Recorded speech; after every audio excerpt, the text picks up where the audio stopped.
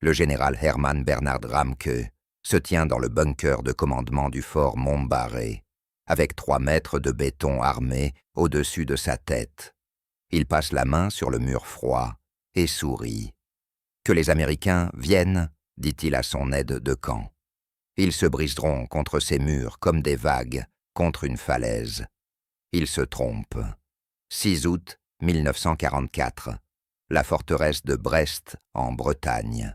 Tandis que le monde regarde la 3e armée de Patton foncer vers Paris, 40 000 soldats allemands sont enfermés dans la ville portuaire de Brest, sur ordre direct d'Hitler lui-même, se battre jusqu'à la dernière balle.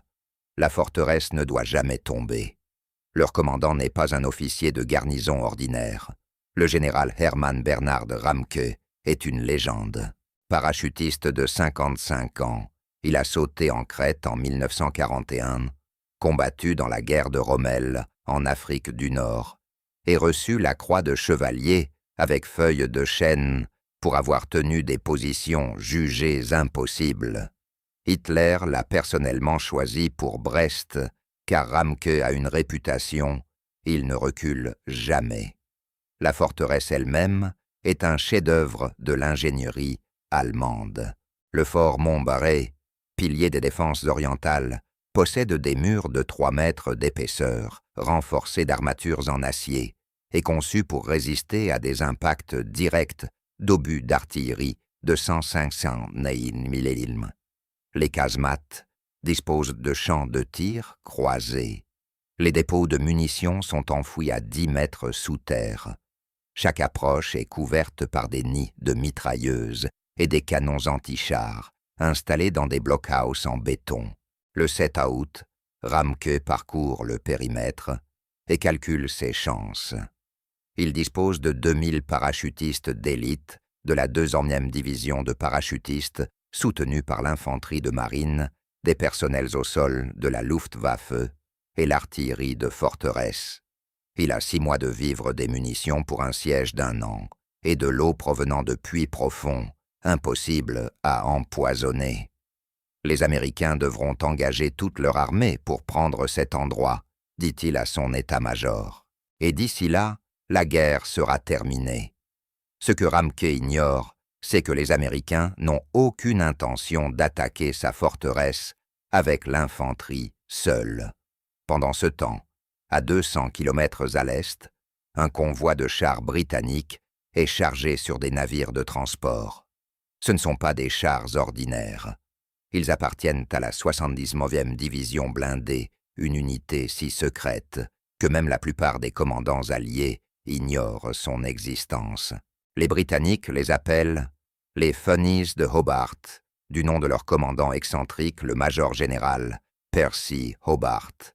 Un homme convaincu que les chars conventionnels sont obsolètes pour la guerre de forteresse. La pièce maîtresse de l'arsenal de Hobart est le Churchill Crocodile. Il ressemble à un char d'infanterie Churchill, standard 40 tonnes d'acier, un canon de 75 mm en tourelle et un blindage frontal de 4 pouces. Mais derrière le char, relié par un câble d'acier renforcé, se trouve une remorque blindée. À l'intérieur, 1800 litres de carburant incendiaire, un mélange de diesel d'essence et d'un agent épaississant qui transforme le liquide en une substance adhérant au béton et brûlant à 1000 de Romaïla-Nérolé. Le lance-flamme du crocodile n'est pas une arme. C'est un outil de démolition psychologique. Le projecteur de flamme, monté dans la caisse du char à l'emplacement habituel de la mitrailleuse, peut projeter un jet de liquide enflammé sur 120 yards, la longueur d'un terrain de football. Le carburant est pressurisé à l'azote à 300 psi, ce qui signifie que la flamme ne décrit pas une courbe comme celle d'un chalumeau.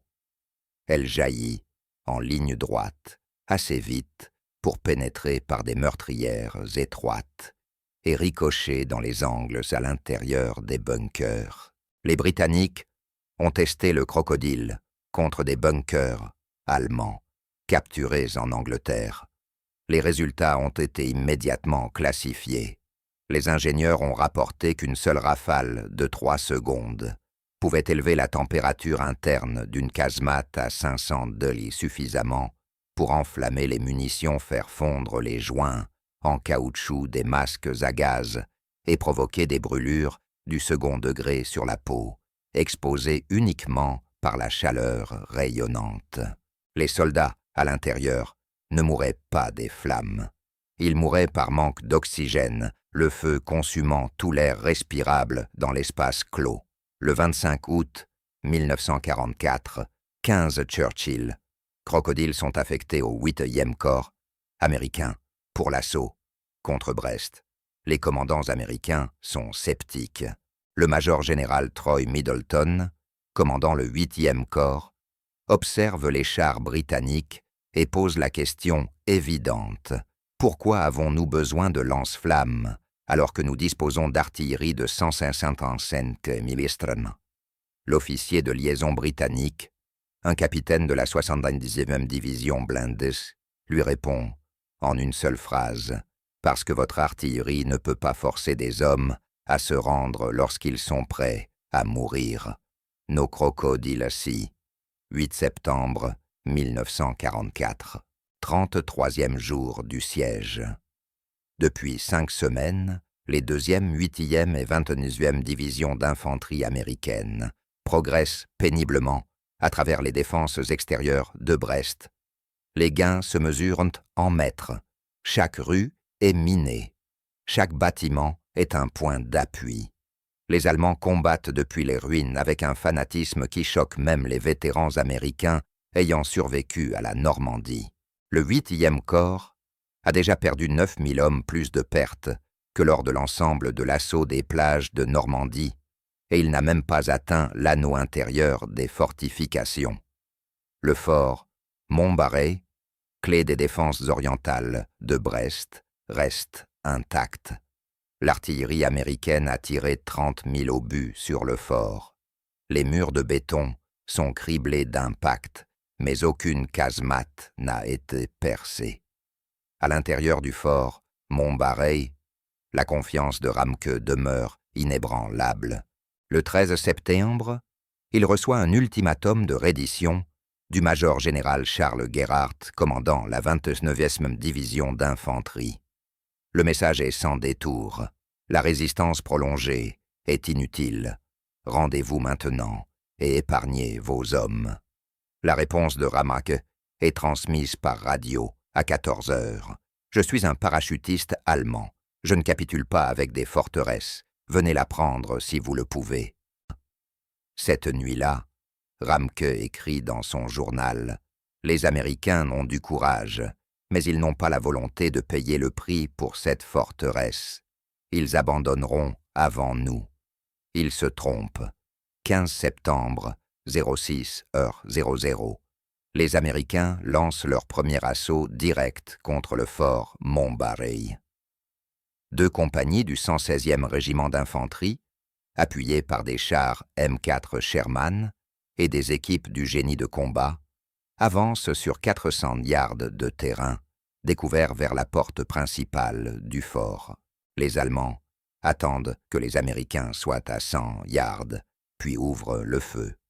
Mitrailleuses mortiers et canons anti-chars de 90 mm transforment l'approche en champ de mort. Les Sherman tirent leurs canons de 60 mm sur les embrasures, mais les obus rebondissent sur le béton ou explosent sans effet contre les murs. Les sapeurs tentent de placer des charges explosives contre les portes d'acier, mais les défenseurs allemands lancent des grenades depuis des ouvertures de tir supérieures. À 9h00, l'assaut est terminé. Le 116e régiment d'infanterie a perdu 150 hommes. Pas un seul soldat américain n'a pénétré dans le fort.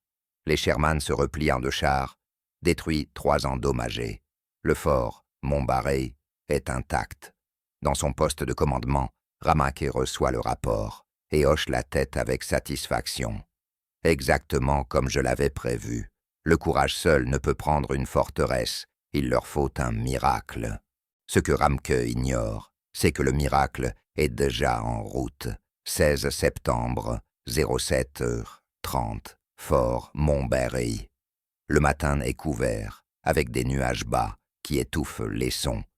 Les sentinelles allemandes sur le mur oriental du fort entendent un bruit nouveau, le grondement profond de moteurs lourds, différent du sifflement aigu des Sherman. À travers la fumée et la poussière, elles distinguent des silhouettes émergeant des lignes américaines. 15 chars avancent en formation décalée. Ils sont plus larges et plus bas que les Sherman, avec un blindage épais et un profil trapu et brutal. Derrière chaque char, relié par un câble, se trouve une remorque blindée basse. Un lieutenant allemand transmet un message radio au bunker de commandement. Chars ennemis inconnus approchant par l'est. Il remorque quelque chose, demande identification. L'officier du renseignement de Ramke consulte ses tableaux de reconnaissance. Des Churchill, chars britanniques, lourds d'appui à l'infanterie, lents mais bien blindés. Engagez-les avec les canons anti-chars à 800 mètres. Les canons allemands de 98 mm ouvrent le feu. Le premier obus frappe de plein fouet la plaque frontale du Churchill, le tête. Le char tressaille, ralentit mais continue d'avancer. Le blindage tient. Un second obus frappe la tourelle et ricoche dans le ciel en une gerbe d'étincelles. Les Churchill ne ripostent pas avec leurs canons principaux. Ils continuent d'avancer lentement et méthodiquement à 5 miles à l'heure. À 200 yards du fort, ils s'arrêtent. Les tourelles pivotent, mais les canons de 65 mm restent silencieux. Puis depuis la caisse du Churchill, de tête jaillit un jet de flammes oranges. Ce n'est pas un lance-flammes au sens traditionnel, pas la torche à courte portée et aux jets irréguliers que les soldats allemands ont déjà vus. C'est un flux pressurisé de liquide enflammé long de 120 yards, se déplaçant à 30 miles à l'heure. La flamme franchit la distance jusqu'à la casemate orientale du fort Montbarré en moins de 2 secondes. Le jet de feu pénètre par la fente, étroite de la mitrailleuse, une ouverture de seulement 8 pouces et disparaît à l'intérieur du bunker. Pendant 3 secondes, rien ne se passe. Puis les cris commencent à l'intérieur de la casemate. Le carburant incendiaire éclabousse les murs de béton et s'embrase. La température, à l'intérieur du bunker, passe de 60 degrés Fahrenheit à plus de 1800 degrés en un instant. Le carburant ne se contente pas de brûler, il colle. Il recouvre les murs, les caisses de munitions et les uniformes des hommes à l'intérieur. Mais le feu n'est pas le seul tueur. La combustion est si violente qu'elle consume instantanément chaque molécule d'oxygène dans la pièce. Au cours des 15 premières secondes, la température atteint 1200 degrés. Les munitions commencent à exploser par auto-inflammation. La pression à l'intérieur du bunker augmente à mesure que le feu dévore l'oxygène et libère des gaz toxiques. Les hommes les plus proches du jet de flamme brûlent instantanément. Ceux qui se trouvent plus en arrière affrontent une autre forme de mort. À 20 secondes, le taux d'oxygène chute à 5%. La conscience humaine devient impossible. Les hommes qui ne sont pas touchés par les flammes s'asphyxient dans un vide artificiel, leurs poumons s'effondrant, tandis qu'ils aspirent un air qui n'existe plus. À 30 secondes, la pression à l'intérieur du bunker atteint 8 livres par pouce carré au-dessus de la pression atmosphérique normale. Les portes intérieures explosent. Les râteliers de munitions détonnent par allumage secondaire. La structure elle-même commence à céder, sous le stress thermique. À l'extérieur, l'infanterie américaine observe en silence, stupéfaite. Pendant des semaines, ils ont lancé des grenades et tiré des bazookas contre ces murs sans le moindre effet. À présent, Il voit une épaisse fumée noire et huileuse s'échapper des conduits de ventilation du bunker. C'est la fumée du diesel, du caoutchouc et de la chair en combustion. Le crocodile de tête cesse de tirer. La flamme s'interrompt aussi brusquement qu'elle avait commencé, ne laissant qu'une petite flaque en feu sur le rebord de béton. Le chef de char attend. Il n'y a pas de tir de riposte. La meurtrière de mitrailleuse est plongée dans l'obscurité. Puis la porte d'acier, à l'arrière du bunker, vole, ouverte. 3 parachutistes allemands trébuchent à l'extérieur. Ils ne combattent pas. Ils arrachent leur col, crachent une suie noire, en toussant leur visage figé dans la terreur. Ils tombent à genoux, les mains en l'air, haletants, à la recherche d'oxygène. Ils ne regardent pas les soldats américains. Ils fixent le char et sa remorque les yeux écarquillés d'une peur primitive qui dépasse toute discipline militaire. Dans son centre de commandement, le général Ramke ressent les vibrations de l'attaque, mais il ne peut en voir l'horreur. Il appelle le commandant du secteur Est. Rapport de situation. Pourquoi les canons ont-ils cessé de tirer? La réponse est tachée, noyée dans la friture, et la panique. Les chars britanniques, ils tirent du feu liquide. Le bunker 4 est perdu. Le bunker 5 est silencieux. Les hommes refusent d'hommes de servir aux embrasures. La chaleur, on la sent à travers les murs. À 6 mètres de distance, nous ne pouvons plus rester à l'intérieur. Ramke abat son poing sur la table. Ce sont des parachutistes. Ordonnez-leur de retourner à leur poste. Et Ted dit « Je ne peux pas, mon général. La chaleur fait fondre les joints en caoutchouc des masques à gaz. Quand ils ouvrent les ports de tir, le feu entre. J'ai perdu 12 hommes en 10 minutes brûlés ou asphyxiés. Les hommes ne retourneront pas aux embrasures. La peur est totale. » Ramke ne comprend pas. Il mène une guerre de balistique obus contre béton. Il calcule la vitesse d'impact et la profondeur de pénétration. Il ne comprend pas que les Alliés ont changé l'équation. Ils ne cherchent plus à percer le béton. Ils rendent simplement l'espace, à l'intérieur du béton, inhabitable pour toute vie biologique. L'attaque n'est pas une frénésie. C'est un processus industriel. Les 15 crocodiles se forment en ligne. Ils ne se précipitent pas. Ils avancent vers la série suivante de blockhouse. Les commandants coordonnent par radio. Cible rouge 2, distance 80 yards. Rafale de 3 secondes. Feu. Le sifflement du relâchement de l'azote, sous pression, traverse le champ de bataille, suivi du rugissement de l'ignition. 15 jets de flammes jaillissent au-dessus des décombres. Certains visent pour les meurtrières, d'autres ciblent les prises de ventilation sur les toits des bunkers. C'est une démonstration terrifiante de logistique appliquée à la mise à mort. Chaque remorque de crocodile contient 400 gallons de carburant, suffisant pour 80 rafales de 3 secondes chacune. Ils n'ont pas besoin de recharger. Ils n'ont pas besoin de viser avec précision. Ils doivent seulement s'approcher. Entre 7h30 et 14h00, les 15 chars tirent au total 847 rafales distinctes. Chaque rafale dure 3 secondes. Chacune consomme 5 gallons de carburant. Le carburant total, consommé en une seule journée de combat, s'élève à 4235 gallons, l'équivalent du plein de 35 camions américains. À 11h00, 19 casemates distinctes ont été frappées. 17 d'entre elles ont cessé toute activité de combat. La ligne de défense principale, le premier anneau de fortification en béton, est anéantie. L'efficacité meurtrière est totale. Aucun survivant n'est sorti des casemates frappés directement par les flammes des crocodiles. À l'intérieur du fort Montbarret, le barrage psychologique cède. Les défenseurs allemands sont des soldats d'élite.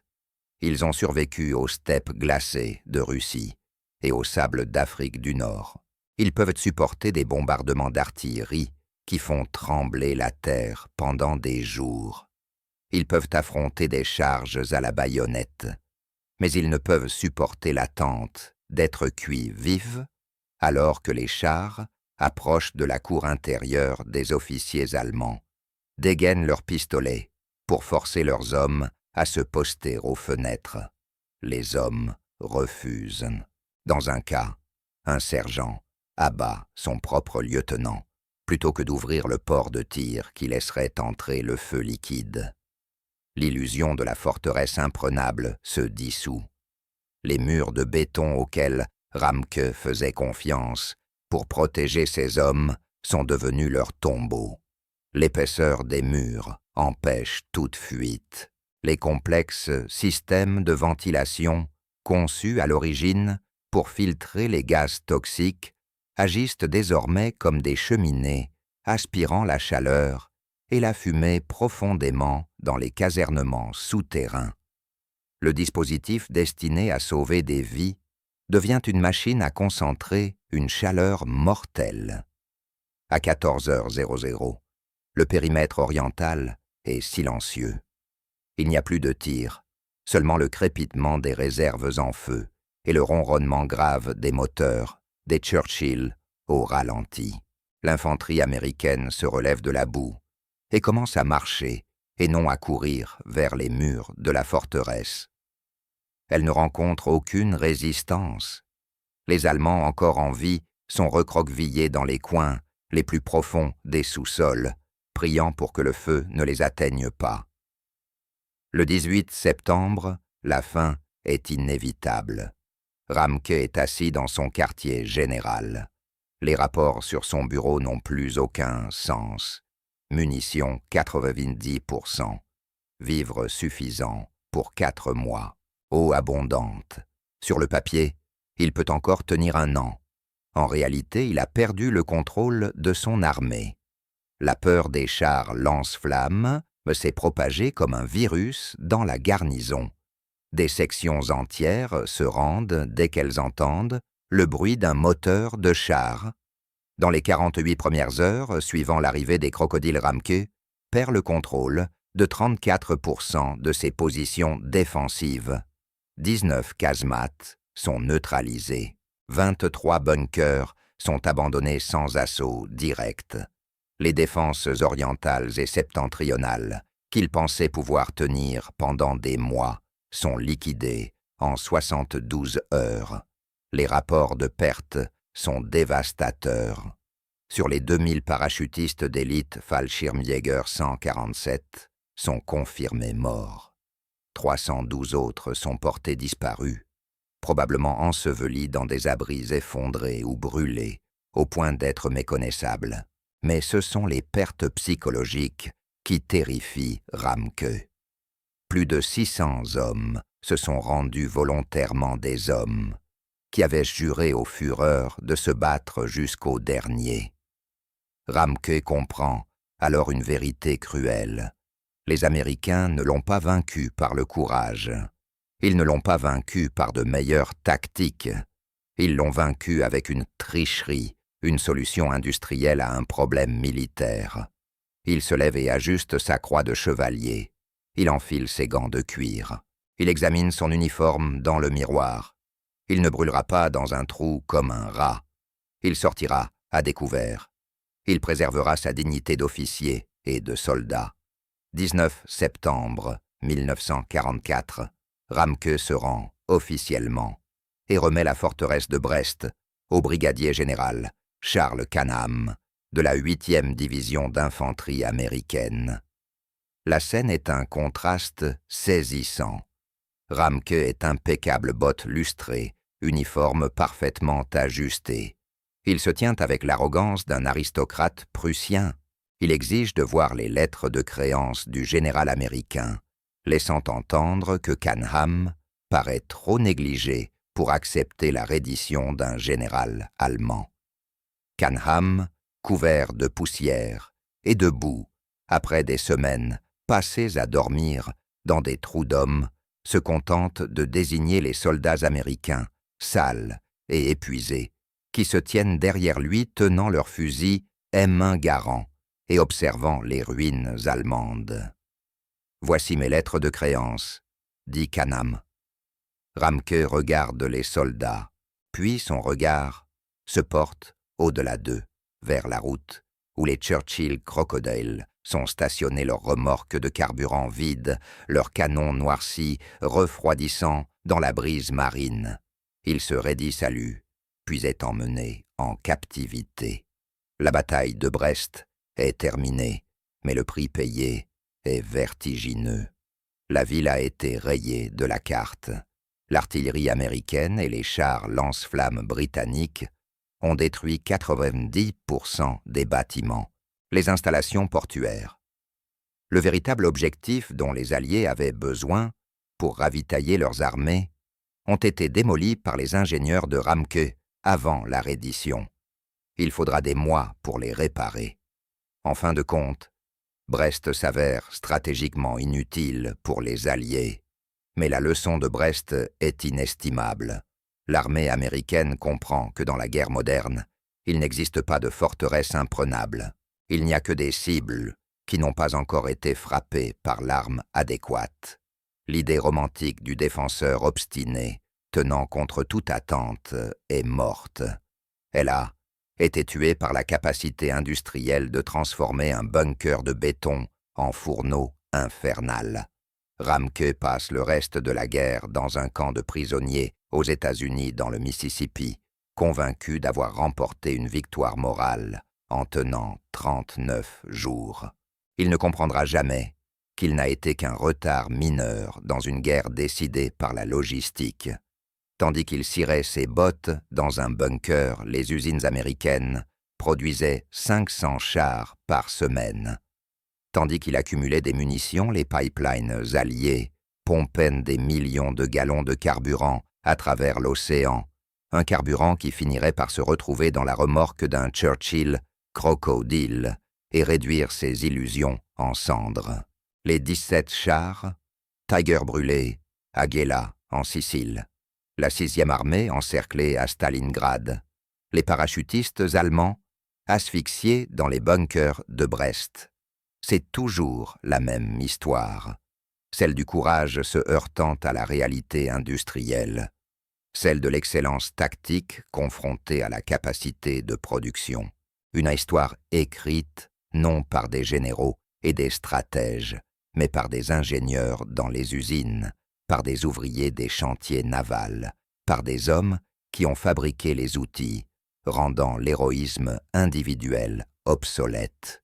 Et pourtant, en contemplant les ruines fumantes du fort Montbarré, les soldats américains debout sous la pluie bretonne comprennent quelque chose que Ramke ne comprendra jamais.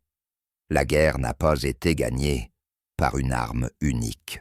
Elle a été gagnée par des systèmes, par la capacité de produire, par la capacité de se déplacer, par la capacité de concentrer la force et la puissance de feu au moment et à l'endroit choisi. Les murs de béton du fort Montbarré étaient conçus pour arrêter les balles et les obus, mais ils ne pouvaient pas arrêter les mathématiques de la capacité industrielle. Ils ne pouvaient pas arrêter l'équation simple de celui qui pouvait se permettre de dépenser plus de carburant, plus de munitions et plus d'hommes pour obtenir la victoire. Si cette histoire vous a marqué ce moment où une forteresse est tombée, non parce que ses murs ont été percés, mais parce que les espaces à l'intérieur sont devenus inhabitables, pensez à aimer et à vous abonner pour découvrir d'autres histoires oubliées de la Seconde Guerre mondiale. Nous explorons l'histoire à travers le regard de ceux qui l'ont vécu, des parachutistes allemands, découvrant pourquoi le courage individuel ne pouvait vaincre les armes industrielles, des officiers japonais réalisant que la détermination ne pesait rien face à la suprématie logistique, des soldats américains comprenant que les guerres se gagnent dans les usines et non seulement sur les champs de bataille. Dites-nous en commentaire Quelles autres opérations militaires ou histoires oubliées vous aimeriez que nous explorions? D'où nous regardez-vous aujourd'hui? Quels moments de l'histoire militaire vous semblent les plus marquants? Votre engagement et votre soutien nous aident à continuer de faire vivre ces récits méconnus pour tous ceux qui veulent comprendre comment fonctionne réellement la guerre moderne. Merci de nous avoir regardés. Merci pour votre soutien. Continuez à raconter ces histoires. Continuez à vous souvenir des batailles qui ont changé l'histoire.